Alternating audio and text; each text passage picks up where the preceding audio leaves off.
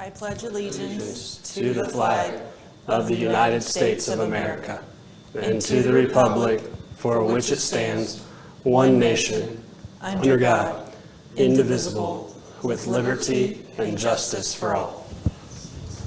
We will move into our consensus agenda for the evening. Okay, I move that we approve the vouchers since our last meeting, which come to a total of $1,310,982.40. Plus there were 3 payrolls that were run, and they total $542,267.24. That brings that to a grand total of $1,853,249.64. Plus there are minutes from our last meeting that I move we approve. Second. It's been moved by Steve, seconded by Wes. All in favor? Motion passes 5-0. On to patrons' comments. Do we have any online?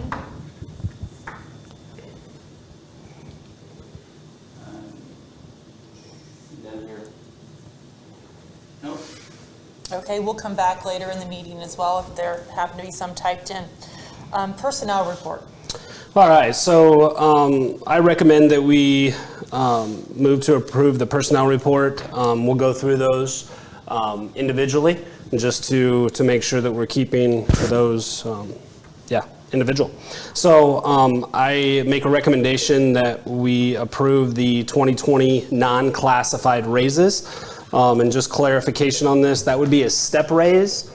That's already in our pay schedule, but anybody that does not receive a step raise would receive a 2% stipend, which is approximately the same amount of that step, so that 2%. So this, doing it ahead of time allows us to start that in August instead of doing back pay and retro pay and all of that stuff. So that would be for our non-classified staff members. Can I ask a question? Yes, sir.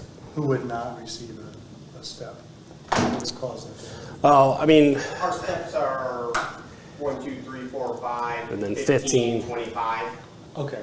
So anybody there in that 6 to 14 Okay. years of experience or when you get actually a step, so. and those are all broken down. So If they would there's, just get 2%. yeah, if there's any questions on like who fits into that category, we have all that broken down if there's specific question. Yep. So I'd make that recommendation that we approve that. So moved. Second. Moved by Kevin, seconded by Steve. All in favor? Motion passes 5-0. All right, so I'd also recommend that we approve the resignation of Nicole Fender. So moved.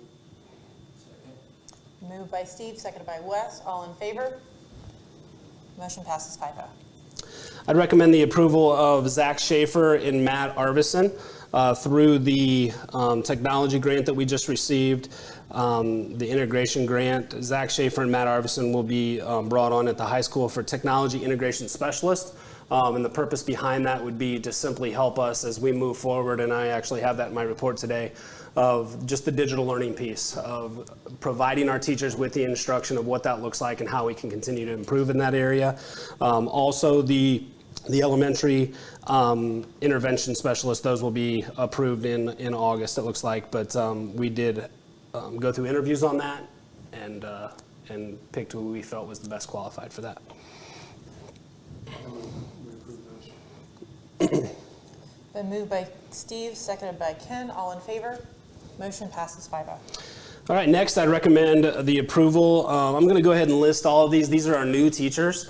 So we have listed here, we have Morgan Hall, which we would like to recommend her approval for the junior senior high PE and health teacher. That was recommended by Mr. McCann. Jennifer Schetzel for 2nd grade, Diane Murphy for 2nd grade, Jody Vermillion for 6th grade, Allison Stewart as the preschool instructional assistant, Annie Klein for the elementary instructional assistant. And then I think the remainder here is we have those are coaching positions, so we'll do those separate. Okay. I move we approve those teachers. Second. Moved by Steve, seconded by Kevin. All in favor? Motion passes 5-0. All right, so I recommend the approval of Tony Platho for varsity volleyball assistant coach. He has helped Derek in the past, so they have coached together. So we're hoping that that's a really good relationship. And I met him today, had a good conversation with him in the activity center as they were getting ready to have practice. I also recommend the approval of Thomas Cody for varsity track assistant, Joe White for varsity cross country coach, Tori Kistler for the varsity cheer and assistant junior high coach. And then I believe we also have Brad Gardner for the boys varsity tennis coach. So those would be our coaching positions. Is Joe going to do this year too? Because it says 2019, 2020 on there. That should be 2020, 2021. Yes, so that is for this year. Okay, I didn't know if that's still Nope, backdated from last year or something because he was hired late. nope. Okay. I move we approve those. Second. Been moved by Steve, seconded by Wes. All in favor? Motion passes 5-0. All right, the status quo contracts for our teachers, we had asked for approval on that, and then the summer school contract, social worker contract for Josh Van Houten, speech pathologist for Cheryl Hostetler, the assistant AD contract for Mr. Groves, the media specialist contract for Carolyn Alexander, and then the ECA positions, those are for anybody that essentially have had those positions in the past that are continuing on. They are already staff members, so that's kind of a blanket approval that was attached in the board packet. Second. Moved by Ken, seconded by Steve. All in favor? Motion passes 5-0. On to other business. All right, so I would recommend the approval of the high school textbook rental and fees at this time, like we did the elementary ones last month. I move we approve the high school, junior high, senior high textbook rental fees as presented. Second. Moved by Steve, seconded by Wes. All in favor? Motion passes 5-0. It is customary in June and July that we ask for fundraisers to be approved by the board. I recommend the approval of the high school fundraisers that have been given. I move that we approve the high school fundraisers. Second. Moved by Wes, seconded by Ken. All in favor? Motion passes 5-0. The next two portions fit under the title and interventions information or assessments and or intervention materials for our kiddos that receive those interventions. So I asked the recommendation, or I make the recommendation for approval for the study island for benchmark assessment for the elementary for the total of $3,645 and the Title I intervention materials for grades 3 through 6 which go along with our textbook adoption that we approved for reading this year at the elementary school. So moved. Second. Been moved by Kevin, seconded by Wes. All in favor? Motion passes 5-0. All right, on to the superintendent's report. Okay, so just a lot of topics going on around campus. Even though we don't have kiddos right now, actually starting some practices and so on. So hopefully hit on a bunch of things here that are happening just so everybody's kind of in the loop. So we'll go ahead and begin with continuous improvement. I want to begin by thanking our maintenance department and all those working so hard to make upgrades to our campus a reality. Current projects that are going on right now, if you have been on campus or haven't been on campus, the tennis courts just received another layer of asphalt, so that's moving ahead.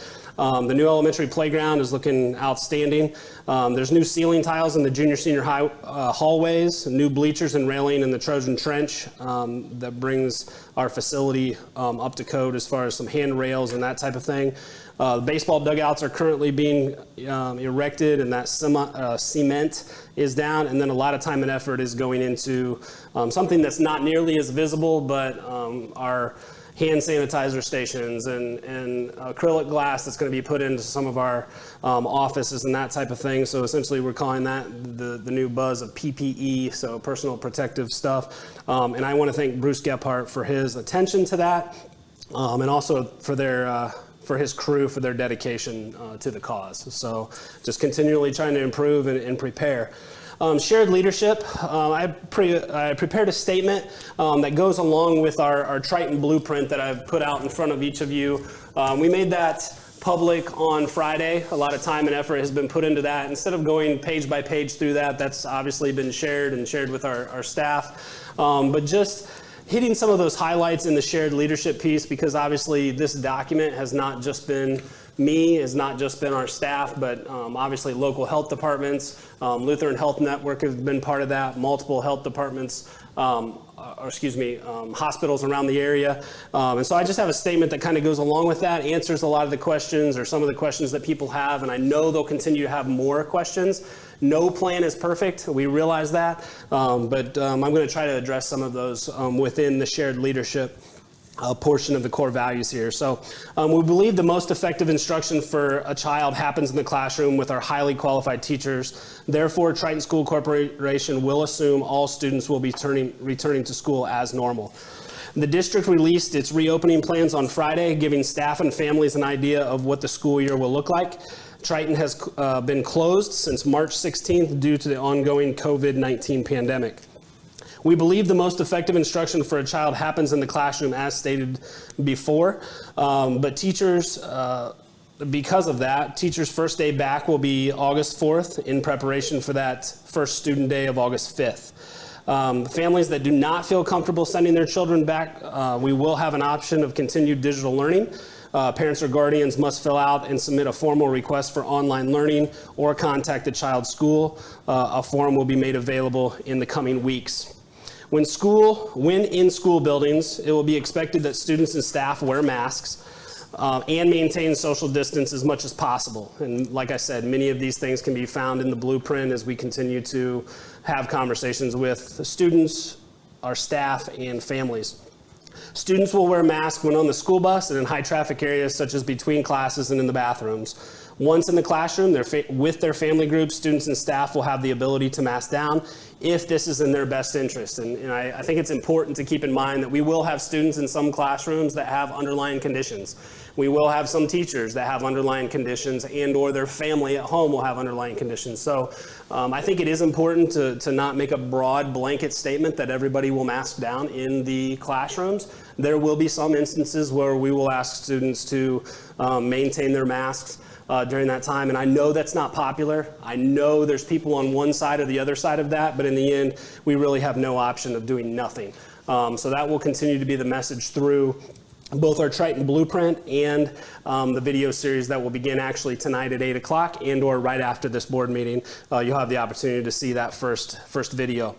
We do ask that individuals provide their own cloth covering, cloth face covering, unless they're unable to do so, at which time the school will do our best to make them available in case of them getting dirty, lost, or misplaced. We understand that may happen. However, we are asking our families to provide those as much as possible.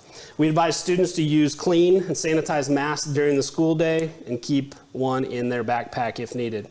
Schedules will be planned to minimize and eliminate large gatherings of students. All field trips for the first quarter have been canceled. I want everybody to understand on this, that this is not a philosophy change. So we understand that field trips are very, very important. We understand those experiences outside of the school day are important. But for right now in this first quarter, we're going to continue to hunker down a little bit and just make sure we're keeping those kiddos safe. This, along with our entire blueprint, will be reviewed every 15 days in order to make the needed adjustments, whether that's getting tighter or whether that's loosening up a little bit. Every 15 days we will look at that and continue to monitor that. The district has encouraged parent drop-off students and pick up their child if possible to limit the number of student riding buses. I think it's very, very important. We're not mandating that. We're just asking if it's possible for your family to do that, that you consider that. We will be coming out with a map in an attempt to make this a more efficient process. Just if we're going to have more traffic and we're going to have more traffic flow, we need to make sure we're doing a really good job of trying to make that as efficient as possible. Hand sanitizing stations will be accessible for students and staff to use regularly throughout the day to prevent the unknowing spread of the novel coronavirus. Sneeze guards and other acrylic barriers will be used in the offices, cafeterias, and other areas to increase distance between staff, students, and the public. Visitors will also be limited and face restrictions. And once again, that is not a philosophy change. That is right now during this first reentry phase of just making sure that we're limiting the in and out of people within our buildings. We're going to make sure that they don't go to classrooms. So if anybody is coming to get their child, we're going to make sure we bring the child to them. And just continue to make sure we're keeping everybody safe as much as possible. Water fountains will be shut off, and the students and staff will use personal water bottles labeled with their names that can be refilled at a water bottle filling station. And these will be in every place that we currently have a bubbler or a regular drinking fountain. We will have a water bottle filler. So they will have the opportunity to fill up that water bottle. We are asking that they put their name on that. Regular non-interventive wellness screening will be conducted to ensure students and staff are not exhibiting symptoms of the illness, including fever and cough. Anyone showing symptoms should remain home and will not be allowed in the schools. In the plan, it talks about 72 hours and making sure that we're fever-free without preventative medication or without fever-reducing medication for a total of 72 hours. Now, that's going to be difficult to monitor. We realize that. So we are looking at other measures to say how do we maintain an efficient way to monitor that and make sure we're keeping kids safe. But because of not wanting kids to come when they're sick, we are getting rid of, for right now, once again, not a philosophy change, but for right now, we're getting rid of attendance incentives. So as kids don't come when they're sick, to make sure that they can possibly win a car or any of those incentives that happen. So we have met with health department and local health officials and appreciate their guidance and input. One of the things I love about this community is the aspect of relationship and partnerships that we have. It is not that way in every community, and obviously there's a lot of conversations even within our own community of what's right, what's not. But I just want to thank overall the people that I've communicated with have asked questions and clarification, but they've done that in a very respectful manner and just seeking guidance and seeking thoughts to make sure they're doing what's best for their kids. So I just want to publicly say thank you for that. This does not necessarily mean we'll all agree. However, I think people know that we're doing our very best to keep their children's best interest at heart.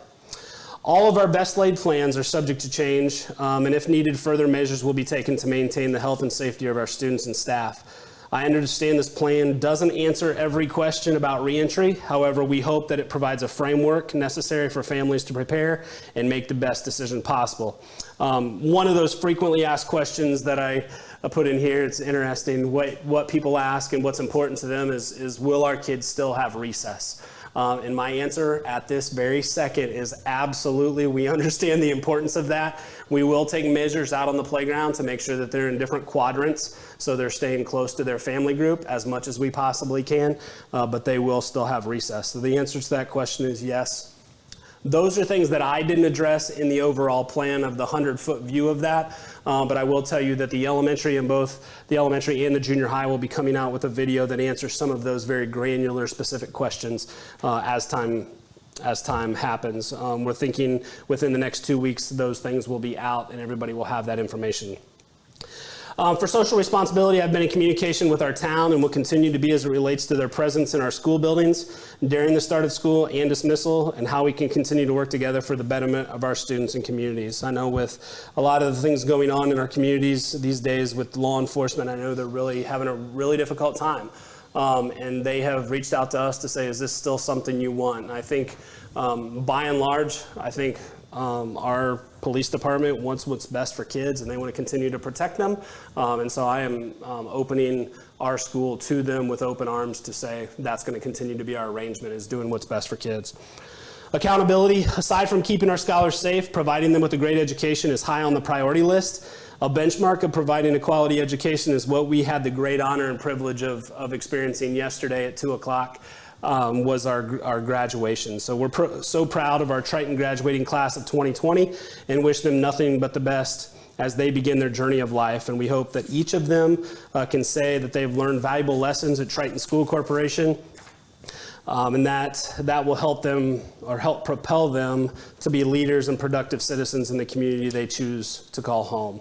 I also think it's very important, as he is here today, Orion and Kenny Barnhart did a great job of videoing our graduation. So those that weren't able to make it or that we weren't able to accommodate due to the restrictions were able to see that live and to be able to watch that in real time and celebrate that with their grandkids, their aunts and uncles, and whoever decided to attend that digitally. High expectations throughout the planning process this summer. As we start next year, I'm confident that the staff of Triton School Corporation, under our current leadership, will rise to the challenge set before us. We'll continue to improve on and set high expectations in the area of communication, instruction, and how we love, care, and serve for our community. Evidence-based decision-making, this core value, as I stated last board meeting, is being utilized every day. Just trying to use the evidence to make decisions, but also realizing that we don't know what the future holds. So we continue to try to do what we absolutely can on a daily basis to do what's in the best interest of our scholars and our staff.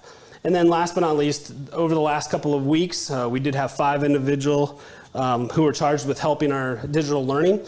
Samantha Phoenix is one of those. We also have Casey Payton, and then the 2 that I recommended tonight for the tech integration specialists, Matt Arvison and Zach Schaefer, will be investing in our staff over the next couple of weeks to make sure that we're fully prepared for the digital learning if and when that needs to take place, and or if students opt out of instruction at the beginning of the year. So just a lot going on, even though we don't have students, so-called the entire student body on campus, but just a lot of planning and preparations, preparing for what is to come.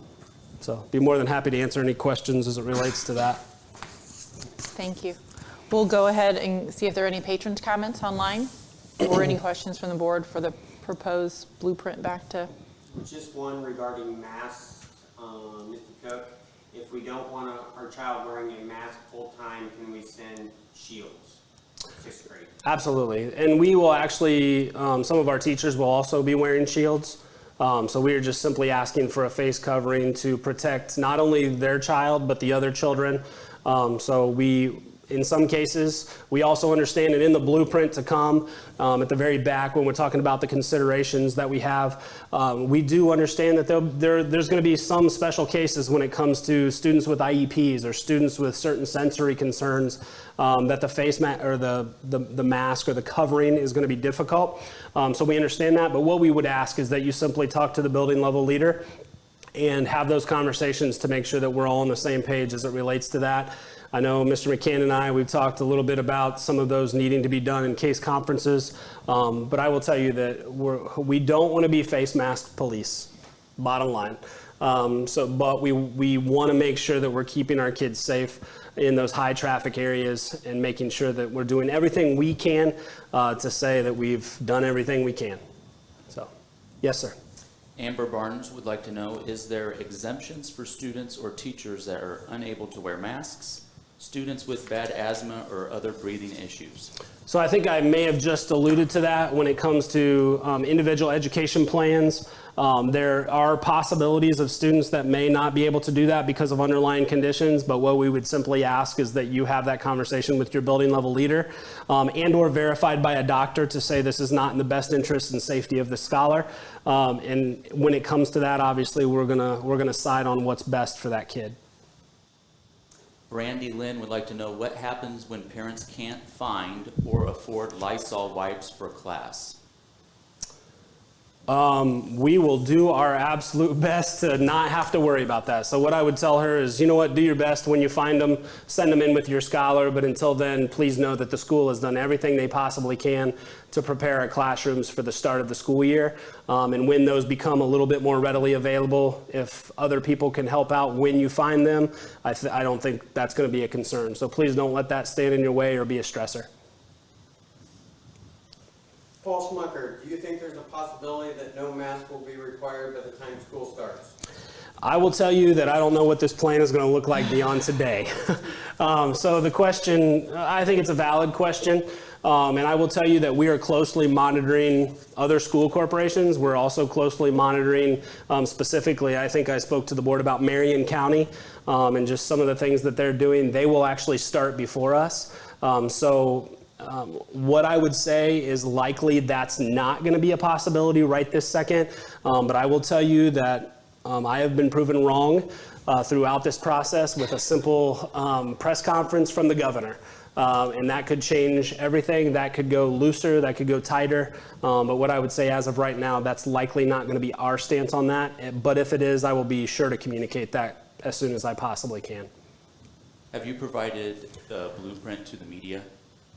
I have posted the blueprint on our social media outlets. I have not specifically sent this to the media, but I will be more than happy to do that. I felt like this board meeting was really the time to address some of those things, so likely the media will report out on this board meeting, which will then put that into their hands. So I will do that.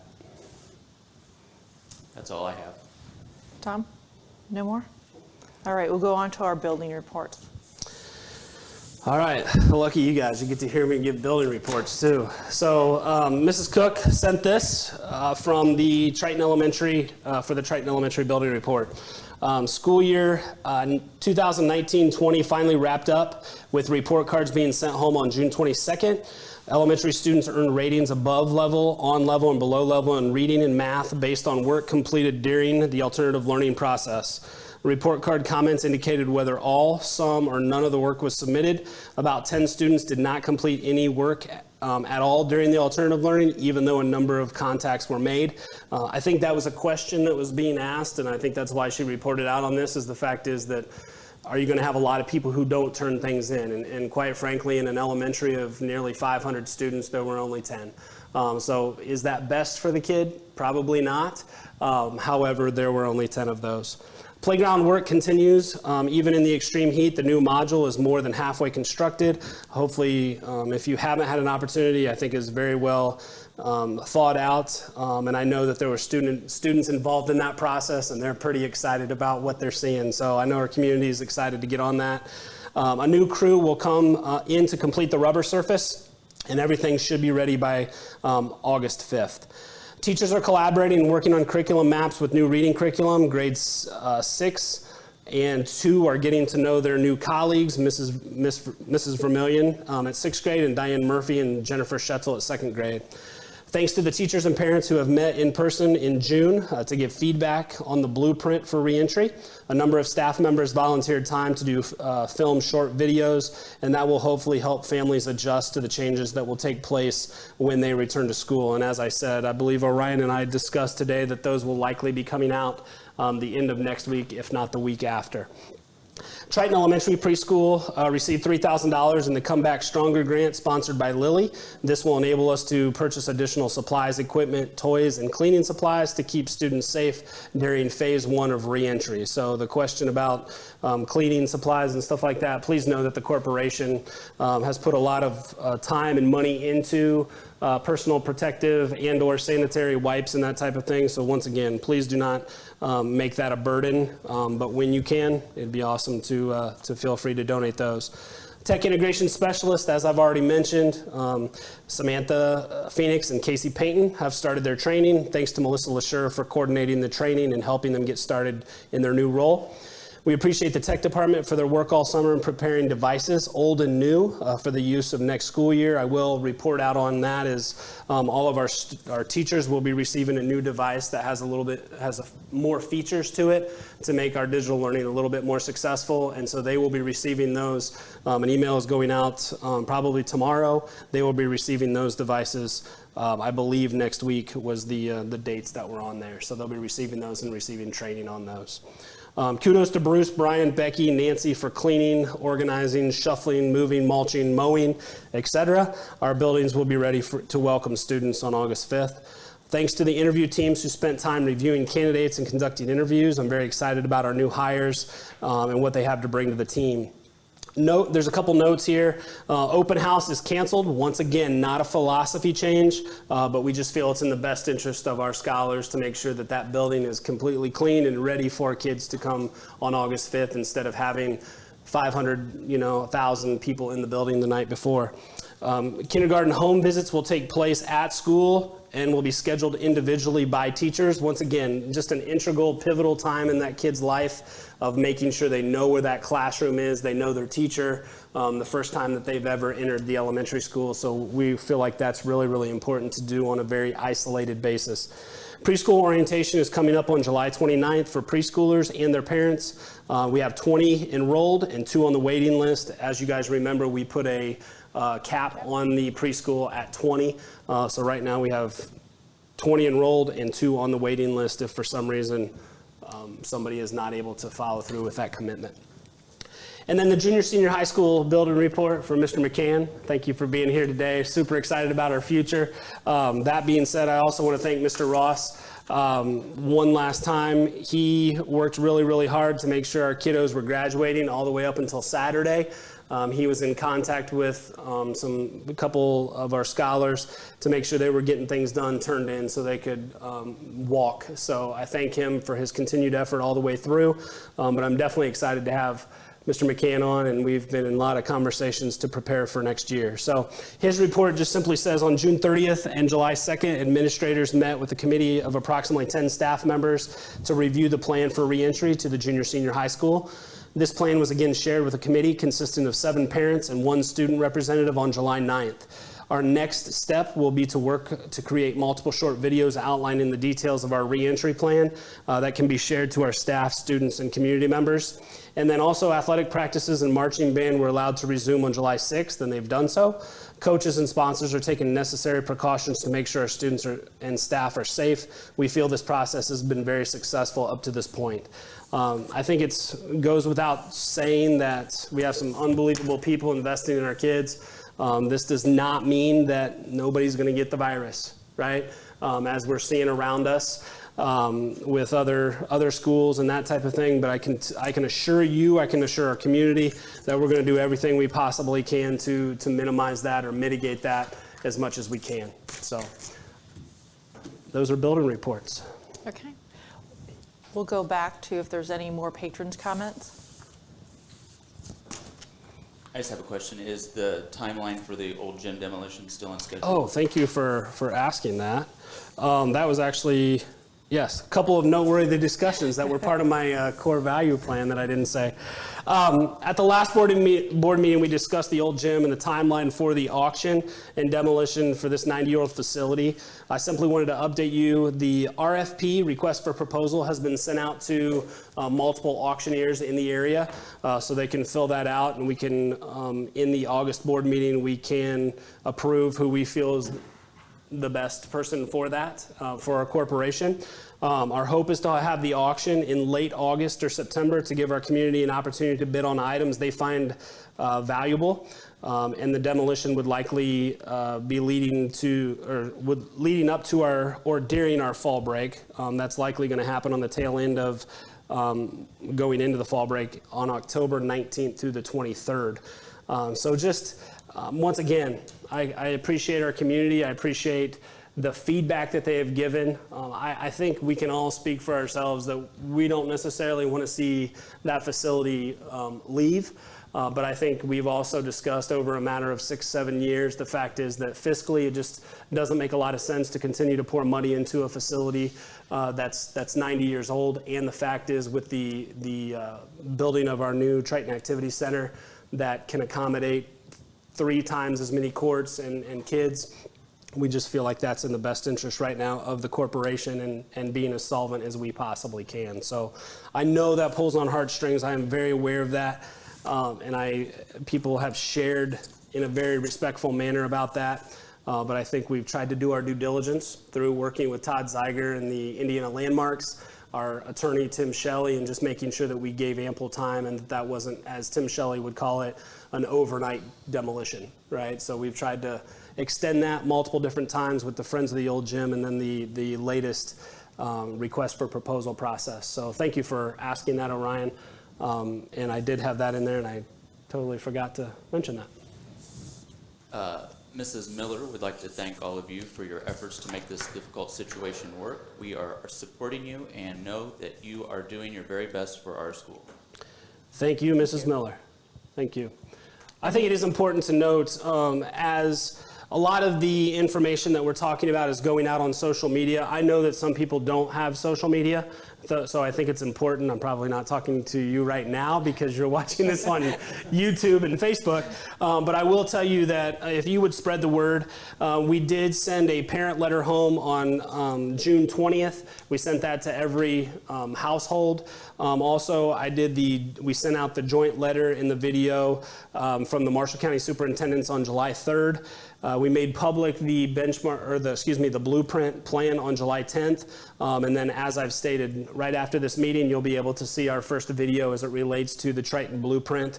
But we'll also be making that. In fact, it's already on our website, the Triton School Corporation website at www.triton.k12.in.us. And there's a specific section at the bottom of the front page that has all of the blueprint materials, letters, and communications that have been given.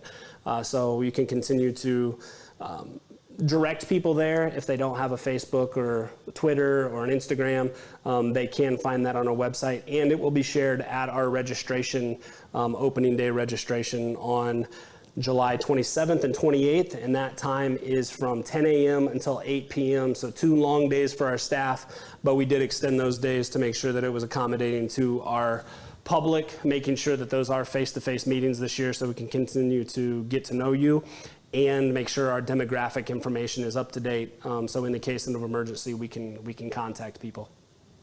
Okay. Any other? Tom? No?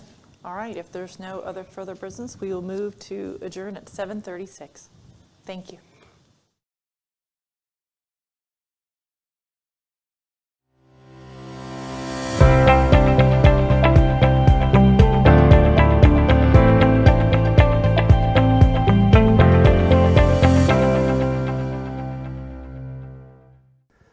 I want to begin this first video in this series of Triton Blueprint videos by thanking you, the Triton students, teachers, and community for your feedback and commitment to giving your best to make Triton all that it can be. Triton School Corporation has certainly tried to do its part during this difficult time. Whether we agree on an overall plan or not, know that our heart, hope, and effort surround one theme and purpose: to keep Triton scholars and staff safe. Throughout this process, we continue to remind ourselves to try our best not to lose the good for the perfect.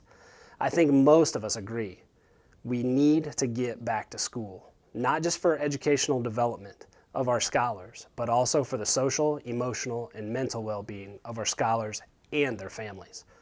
We know we are going to have to be flexible. We know that there will be changes to our best laid plans.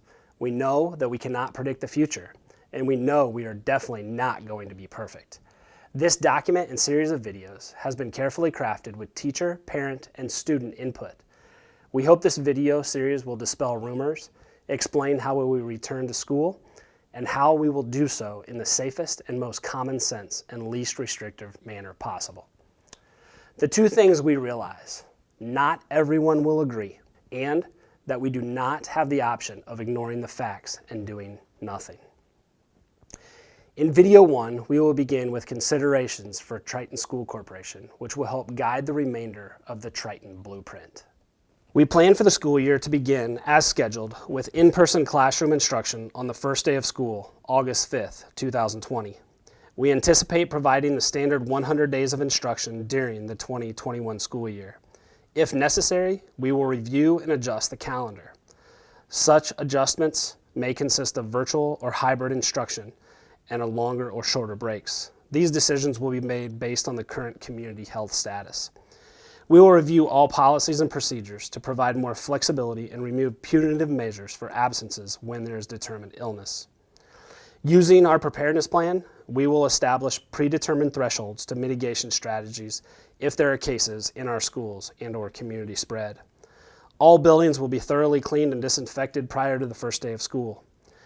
I will be provided with health reports as necessary to review with the Marshall County Health Department and make determinations if further mitigation is warranted. Staff will be trained on non-interventive screening procedures to help identify symptoms which may need to be addressed. We will not temperature screen as a standard practice. Student and staff daily schedules will be adjusted to provide adequate time for hand washing, sanitizing desks, and other good hygiene practices. These schedules will be determined at each building. The school clinic will develop procedures to minimize infection. Extracurricular and co-curricular reentry guides will be developed so that sports and other extracurricular programs may continue to take place while reducing the risk of disease spread. This guideline was communicated by the IHSAA and has been discussed with coaches and will be monitored and followed accordingly. Relevant training will be provided to certified staff, non-certified staff, and substitute teachers to address a variety of COVID-related issues, such as identifying symptoms, remote learning methods, remediation, addressing academic losses from the spring. Mental health training will be provided as we assess student and staff needs stemming from dealing with this pandemic. Custodial staff will be trained on effective methods of cleaning and disinfecting work and play areas and the time schedules for cleaning. Our visitor policy may be adjusted to reduce the number of additional individuals in the school building, thereby reducing the number of people, students, and staff are exposed to. Parents will not be permitted to the classroom in phase 1. We ask that parents mask up when entering the office. The Triton School Corporation website, social media outlets, and school messenger will regularly provide updates for students, parents, and stakeholders.